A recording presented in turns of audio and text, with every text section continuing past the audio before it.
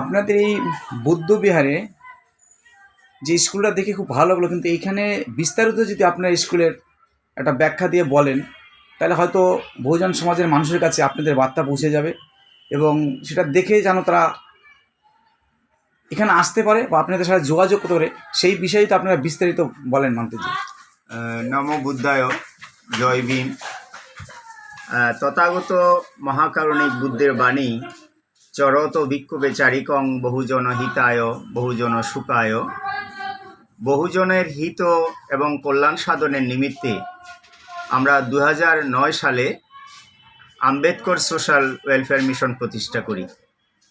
Welfare mission প্রতিষ্ঠার পরের থেকে আমরা Benarasi memorial junior high school, boys hostel, girls hostel, Nimpith বুদ্ধবিহার পূর্বে অবশ্য প্রতিষ্ঠিত হয়েছিল এবং মেডিটেশন সেন্টার সহ বিভিন্ন ধরনের মানবতার কল্যাণে আমরা কাজ শুরু করি। বর্তমানে আমাদের মিশনের আন্ডারে যে স্কুল রয়েছে Banarasi memorial junior high school, শতাধিক ডেস্টিটিউট এবং অরফান ছেলে মেয়ে রয়েছে। তাদের অন্নবস্ত্র, বাসস্থান, শিক্ষা এবং চিকিৎসা সহ মৌলিক চাহিদাগুলো আমরা ব্যবস্থা করার চেষ্টা করি এবং পারিপার্শ্বিক যে দরিদ্র জনগোষ্ঠী রয়েছে তাদের কল্যাণের জন্য, তাদের মঙ্গলের জন্য এবং পরিবেশ রক্ষার জন্য বাল্যবিবাহ প্রথা রোধ, শিশুশ্রম বন্ধ, গ্লোবাল ওয়ার্মিংয়ের উপর কাজ করা সহ আমরা বিভিন্ন ধরনের কার্যক্রম করে যাচ্ছি। তো এখানে আম্বেদকর আমাদের ভারত তথা বিশ্বের একজন রত্ন, যদিও বা ওনাকে ভারতরত্ন হিসাবে পরিচয় করা হয়েছে, আমি মনে করি উনি একজন বিশ্বরত্ন। তথাগত বুদ্ধের অহিংসা মৈত্রী বাণীকে সামনে রেখে যে ভারতবর্ষে একটা সংবিধান রচনা করেছেন, যেখানে নির্যাতিত, নিপীড়িত, বঞ্চিত, শোষিত মানুষের হয়ে উনি কাজ করেছেন। আমরাও সেই লোককে সেটা প্রতিষ্ঠিত করার জন্যই আপনাদের স্কুল থেকে আপনারা সেই বিচার দর্শনের উপর আমরা কাজ করছি। তো তো এই পরিপ্রেক্ষিতে আমাদের বাচ্চাদের প্রতিনিয়ত পঞ্চশীল সহ মেডিটেশন করানো হয় 2 বেলা এবং অন্যান্য মৌলিক যে সুযোগ সুবিধাগুলো আমরা আমাদের মিশনের পক্ষ থেকে দেওয়ার চেষ্টা করি। এবং এখানে যে আমাদের রাজ্য সরকার আছেন বা সেন্ট্রাল গভর্নমেন্ট আছেন, তাদের পক্ষ থেকে আপনাদের কিরকম সহযোগিতা হাত বাড়াচ্ছে এবং তাদের কাছে আপনারা কি কি জানিয়েছেন আপনাদের অসুবিধার কথা? আমরা সেন্ট্রাল গভর্নমেন্ট এবং রাজ্য সরকারের কাছে বিভিন্ন সময়ে বিভিন্নভাবে আবেদন করেছি, কিন্তু আশানুরূপ কোনো ফল এখনো পর্যন্ত পাইনি। আমরা চেষ্টা করে যাচ্ছি। তবে কিছু সমাজদরদী কিছু ব্যক্তিবর্গ যারা আমাদের এই প্রতিষ্ঠান চালানোর জন্য বিভিন্নভাবে সাহায্য করছেন, আমি আমাদের মিশনের পক্ষ থেকে সবাইকে আন্তরিকভাবে ধন্যবাদ জানাচ্ছি এবং কৃতজ্ঞতা জানাচ্ছি। আমি দেখছি আপনাদের এখানে এক ম্যাডাম আছেন আমাদের এই স্কুলের, তো ম্যাডাম আপনি যদি এই বিষয়ে কিছু বলুন। আমাদের ভান্তিজি মোটামুটি যেটা বললেন, তো আমরা আপাতত এখন প্রায় 100 বাচ্চা নিয়ে আমরা এখানে কাজ করছি। এছাড়াও আমাদের আনুষঙ্গিক আরও অনেক মেডিকেল ক্যাম্প, আই ক্যাম্প, এগুলো সমস্ত আমরা অ্যারেঞ্জ করি আমাদের অর্গানাইজেশনের তরফ থেকে। আর আমাদের সরকারি সুযোগ সুবিধা কিছু পেলে খুবই ভালো হতো, কারণ এত বাচ্চাদের তাদের খাওয়া দাওয়া, তারপর লেখাপড়া, পড়াশুনো, তারপর আমরা যে সমস্ত স্টাফেরা থাকে তাদের একটা অনারিয়াম হিসাবে আমরা দিই। তো এটা চালাতে গেলে সত্যি আমাদের খুব সমস্যার সম্মুখীন হয়, কিন্তু তবুও আমরা খুবই হাসি মুখে এই ব্যাপারগুলো চালিয়ে নিয়ে যাচ্ছি। এছাড়া আমাদের তো বুদ্ধির নীতি তো আমাদের বাচ্চাদের মধ্যে দেওয়া হয়, আমাদের সকাল বিকাল মেডিটেশন, প্রার্থনা এগুলো করা হয়। আর সমস্ত মানুষকে আমরা আহ্বান করি যে আমাদের মন্দিরে আসুন, দেখুন, আমাদের কাজকর্মের মধ্যে শরিক হন।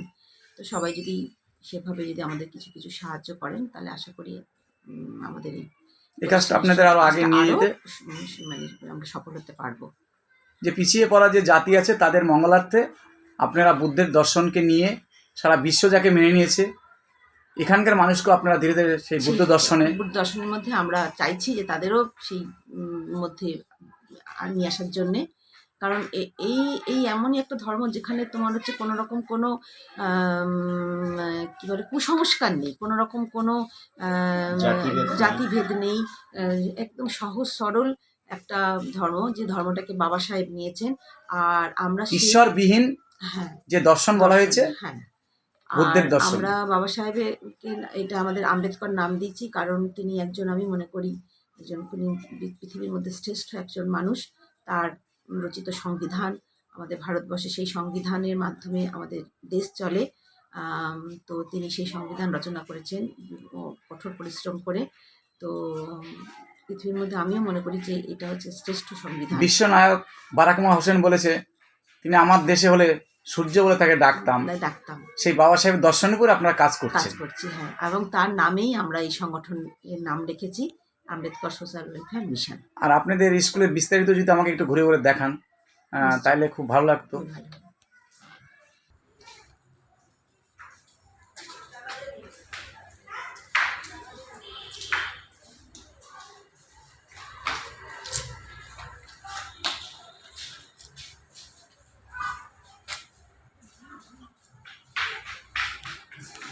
আপনাদের এখানে কি কি চাষবাস অনেক কিছু দেখছি, তো সেই বিষয়গুলো যদি একটু বলেন, কি কি এই স্কুলের মধ্যে বাচ্চাদের দিয়ে। প্রথমে আমাদের বলি যে আমাদের স্কুলের নাম Banarasi memorial junior high school.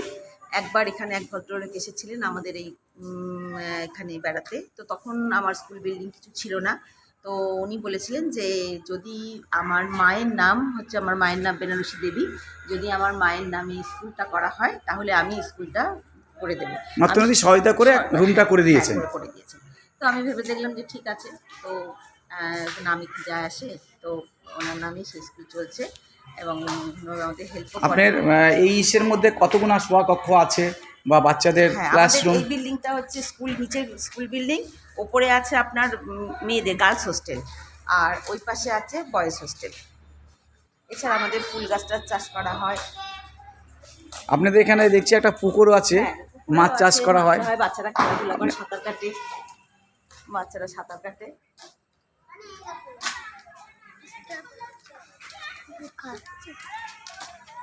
আপনাদের এখানে এসে ভীষণ ভালো লাগছে।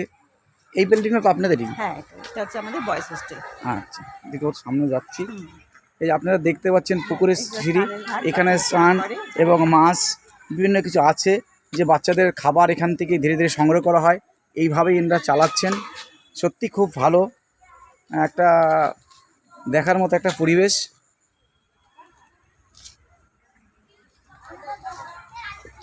প্লেগ্রাউন্ড আছে, বাচ্চারা খেলাধুলা করে।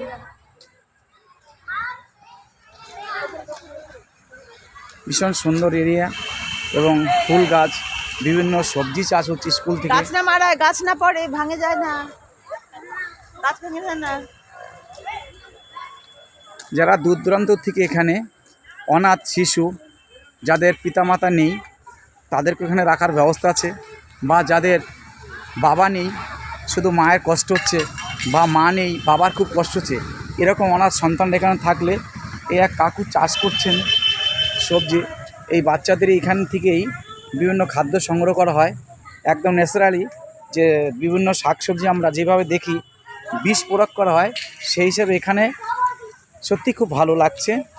এবং আমরা এদিকে দেখছি কফি চাষ হয়েছে, ছোট ছোট বাচ্চারা এই টাইমে খেলা করছে এবং সবাইকে আমরা দেখতে পাচ্ছি। 2021 সালে এটা নির্বাচন করা হয়েছে এই কক্ষটা। এখানে কত ছেলে থাকে এখানটায়? ছেলে আছে প্রায় 55 জনের মতো, ছেলে আছে প্রায় 55 জন, মেয়ে আছে প্রায় 45-50 জনের মতো। আর হচ্ছে মেয়েদের আলাদা হোস্টেল, ছেলেদের আলাদা হোস্টেল। আচ্ছা, এদের থাকার জন্য কিরকম কস্ট নেওয়া হয়? হ্যাঁ, একটা সামান্য একটা যদি সেই ফিক্সটা বলেন, বা ভর্তির সময় কিরকম কি লাগে, এবং আমাদের মাসিক মান্থলি একটা চার্জ নেওয়া হয়, সেটা 1,000-1,500 টাকা করে মানে একটা নেওয়া হয়। মানে 1 থেকে 2,000 টাকার মধ্যে হ্যাঁ হ্যাঁ, এটা মানে মাসিক একটা, হ্যাঁ, গড়ে একটা রকম হয়। তার খাবার দাবার বইটি সব কিছু সব দেওয়া হয় আমাদের, সকাল বিকাল টিফিন দেওয়া হয়, আর দুপুরে এবং রাত্রে হচ্ছে দেওয়া হয় মাছ এটা থাকে সপ্তাহে। কোন ক্লাস থেকে আপনাদের এখানে ভর্তি আমাদের নয়? এখানে কেজি 1 থেকে আছে, আপাতত ক্লাস 7 পর্যন্ত আছে। কিছু বাচ্চা আছে যারা আমাদের এখানে থাকে কিন্তু বাইরে স্কুল পড়ে, এরকম আছে কম। বেশিরভাগ বাচ্চাটা এখানেই থাকে। না, দেখতে পাচ্ছেন ছোটো ছোটো বাচ্চারা এখন খেলাধুলা করছে, ভীষণ ভালো লাগছে।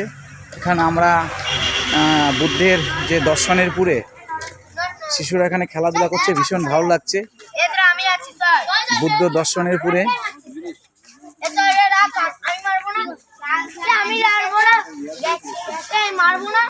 বোর্ড দেখতে পাচ্ছি বুদ্ধ বিহারে। এখানে এটা খোলা যাবে? এটা খুলে যাবে, এটা খুলে আসুন তুমি। এক মাসিমা বাচ্চাদের কাপড় সব ধুয়ে দিচ্ছে, পরিষ্কার পরিচ্ছন্ন করে। সব রকম ব্যবস্থা এখানে আপনারা পাবেন, সব রকম ব্যবস্থা আছে, কোনো অসুবিধা নেই ছোটো ছোটো বাচ্চাদের।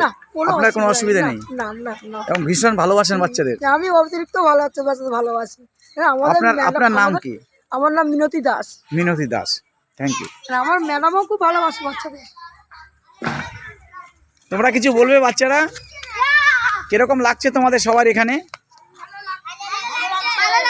ভালো লাগছে, খুব সুন্দর লাগছে না? এখানে কোনো অসুবিধা নেই তো? থাকা খাওয়া সব ঠিকঠাক হচ্ছে না? বাহ, তোমরা পুকুরে চান করো না? পুকুরে চান করবেন, অনেক জল থাকে তো। ঠিকই বলেছে, পুকুরে চান করতে নেই, যদি চান করে তাড়াতাড়ি উঠে যায়, তাই তো? পুকুরে বেশি তোমরা নামবে না, তাই তো? আচ্ছা, যারা সাঁতার জানে তারা স্নান করে। যারা এখানে সাঁতার জানে তারাই জলে নামে, বাকিরা এই দেখছি একটা ভীমরাও রামজি আম্বেদকরের একটা গেঞ্জি পরে আছে, খুব ভালো লাগছে।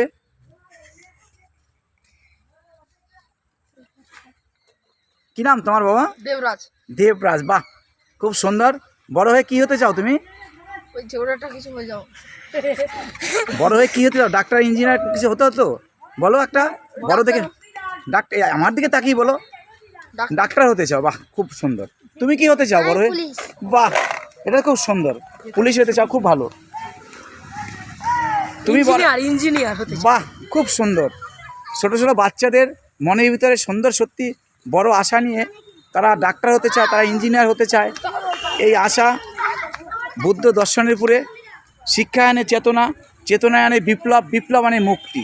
তাই সেই শিক্ষার উপরে আমাদের দিদিমণি সত্যি চেষ্টা করে যাচ্ছে সেই সামাজিক বিপ্লব এবং সামাজিক যে সমাজে যে মুক্তির রাস্তা, শিক্ষা বিনে মানুষ কখনো উপরে উঠতে পারে না, সেই বিষয় উপরে ভীষণভাবে চেষ্টা করছেন। আমরা এখন বুদ্ধ সভাকক্ষে আমরা ঢুকছি, যেখানে আমরা ঢুকে দেখছেন বাবা সাহেব তার মূর্তি আমার ছবি দেখতে পাচ্ছি, এবং আমরা বুদ্ধের যে ধ্যানমগ্ন আমরা ছবিটা দেখতে পাচ্ছি। এখানে খুব সুন্দর লাগছে। যারা দূর দূরান্ত থেকে আসতে চান এখানে সেই বুদ্ধ দর্শনের পরে, আমি বুদ্ধ বিহারে গিয়ে দেখেছিলাম সারনাথে গিয়ে বুদ্ধের 5 জন শিষ্য, সেই সিনারিটা ওখানে আছে, দেখে খুব ভালো লাগছে।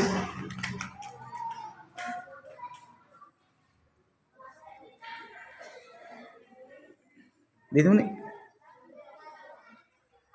এই ঘরটা কত সালে করা হয়েছে বা কি, যদি এই বিষয়ে একটু বলেন। একটু শুনুন, দুটো ছবি আসবে।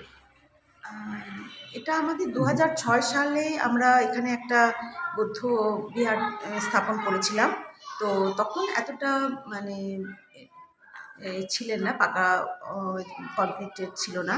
তো আমরা একটা অন্যভাবে একটা মানে বেড়ার একটা ছিল, তখন আমাদের বুদ্ধ চর্চা এখানেই হতো। পরবর্তীকালে আমরা এটা 2010-11 সালে আমরা এটাকে আবার নতুনভাবে ইনোভেশন করেছি, করে এটাকে আমরা সেভাবে মানে এটাকে সাজিয়েছি আমরা। ভীষণ ভালো লাগছে আমার এখানে এসে। আমি শিলিগুড়িতে এসেছি, আমি অনেক দিন আগে আপনাদের কথা শুনেছি, কিন্তু আসার সৌভাগ্য হয়নি। তো আমার আসার সৌভাগ্য হয়ে আমি খুব নিজেকে ধন্য মনে করছি আপনাদের দর্শন পেয়ে। আমরা আর এক দাদা আছে। হ্যালো স্যার, যদি এই বৌদ্ধবিহার সম্বন্ধে আপনি কিছু বলেন। এটা যারা সংগঠন করেছেন, এটা আমি মনে করি তারা অনেক বড় সামাজিক কাজ করছে। কারণ আজকে সারা পৃথিবী, সারা ভারতবর্ষ যেভাবে একটা ধর্মীয় হিংসার মধ্যে উন্মাদের মধ্যে চলছে, এখানে একমাত্র আমাদের সান্ত্বনা দিতে পারে বৌদ্ধের দর্শন, বাবা সাহেবের দর্শন আমাদেরকে মুক্তি দিতে পারে। অহিংসার যিনি সারা বিশ্বে প্রচার করেছেন, হিংসা নয় শান্তি। আজকে এনারা যারা সংগঠন যারা করেছেন এখানে, তাদেরকে ধন্যবাদ দিই তারা, যে তারা আজকে এত বড় একটা সুন্দর পরিবেশ তৈরি করেছেন। এবং আজকে যেসব বাচ্চারা এখানে পড়ছে, এরা বহুজন সমাজের থেকে আসছে, নিপীড়িত সমাজ থেকে আসছে, বঞ্চিত সমাজ থেকে আসছে। এরা আগামী দিনে এখান থেকে অনেক বড় জায়গায় পৌঁছে যাবে, এটা আমরা আশা করি। এবং তাদেরকে আমরা যারা এখানে সংগঠন করছে তাদেরকে প্রত্যেকে আমরা অন্তরে ভালোবাসা জানাই, শ্রদ্ধা জানাই, অভিনন্দন জানাই। আপনি কোত্থেকে এসেছেন স্যার? আমি কলকাতা থেকে এসেছি, যাদবপুর এরিয়া থেকে এসেছি। আপনি যখন যখন সময় পান আপনি তখন এখানে এসে দেখা করেন, আমি এখানে আসি এবং আপনি একটা সার্ভিস করতেন সেটাও জানি, কিন্তু এখানে আপনি সব রকম সহযোগিতা করছেন। আমি ব্যাংক অফ বরোদায় ছিলাম এবং চাকরি ছেড়ে আমি একটা মিশনের মধ্যে আছি। আমি একটা অর্থনৈতিক মুভমেন্টের মধ্যে আছি এবং বুদ্ধ দর্শনের উপরে কি করছেন সেই বিষয়টা যদি বুদ্ধ বলেন। দর্শনের উপরে আগামী দিনে আমার লক্ষ্য হচ্ছে এসব সংগঠনগুলোকে যতটা পারি আমার অর্থনৈতিক সহযোগিতা করা এবং বুদ্ধি দিয়ে বা অভিজ্ঞতা দিয়ে যতটা পারি আমি সহযোগিতা করার চেষ্টা করব, এটা আমার উদ্দেশ্য। আমরা এর আগে আরেকটা বুদ্ধর বড় মূর্তি আছে, আমরা সেদিকে এখন যাচ্ছি। আমরা সত্যি এই জায়গায় ঘুরে বিভিন্ন যে পরিবেশ দূষণ আজকে শহরের মধ্যে যেভাবে হচ্ছে, বিভিন্ন জায়গায় আমরা ছোট ছোট স্কুল শহরের মধ্যে এত গ্যাঞ্জাম, আসলে সত্যি পরিবেশ সেখানে ঠিকঠাক থাকছে না। শিশুদের সুন্দর পরিবেশ, সেই সুন্দর পরিবেশ যদি আমরা না দিতে পারি তাহলে আগামী দিনে শিশুদের ভবিষ্যৎ সত্যি খারাপ হবে। তাই সেই সুন্দর পরিবেশের কথা মনে রেখে এত সুন্দর বুদ্ধবিহার বানিয়েছে, দেখে সত্যি এটা ভাববার বিষয়। আপনারা আমার এই ভিডিওটা যতদূর পৌঁছাবে যাদের কাছে, অবশ্যই আপনারা আসবেন এবং আপনাদের গ্রামে, বস্তিতে, শহরে, যেখানেই হোক, যদি এরকম অনাথ শিশুরা থাকে অবশ্যই এখানে যোগাযোগ করবেন। আমি আপনাদের এখানকার যে ম্যাডাম আছেন তার নাম্বারও আমি দিয়ে দেবো। আসুন স্যার, আমি একটা বুদ্ধ মূর্তি দেখছি, আমরা বুদ্ধের সেই মূর্তির দিকে এগিয়ে যাচ্ছি।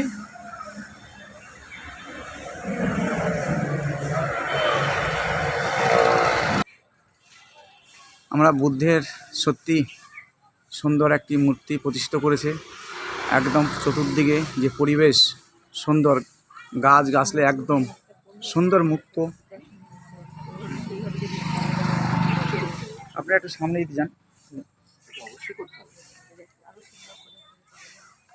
এদিকে আমার দিকে করেন, ওটা পিছনে এখানে দাঁড়ান সামনে, তাহলে ওটার উপরে আছে তো, চলে আসেন।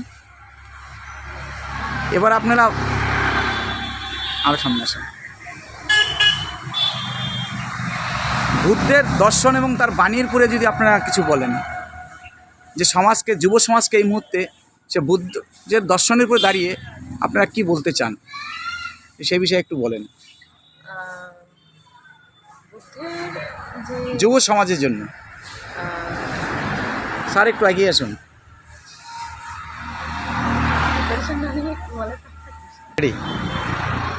আমি বলতে চাই, আপনার স্কুলে এই মুহূর্তে আমরা সমাজে দেখছি যুব সমাজ ধীরে ধীরে মোবাইলের প্রতি আসক্ত হয়ে যাচ্ছে। তারা 24 ঘন্টা মোবাইলের মধ্যে পড়ে যায়, তারা পড়াশোনা ভুলে যাচ্ছে।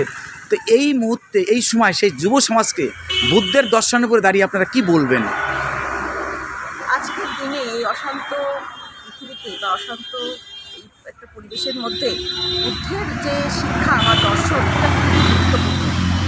আর এই বুদ্ধের যে শিক্ষাটা, এটাকে একটা বিদর্শন বলা হয়, বিদর্শন শিক্ষা, এটা মেডিটেশন, এটাকে জোর দেওয়াটা আমি মনে করি খুবই জরুরি।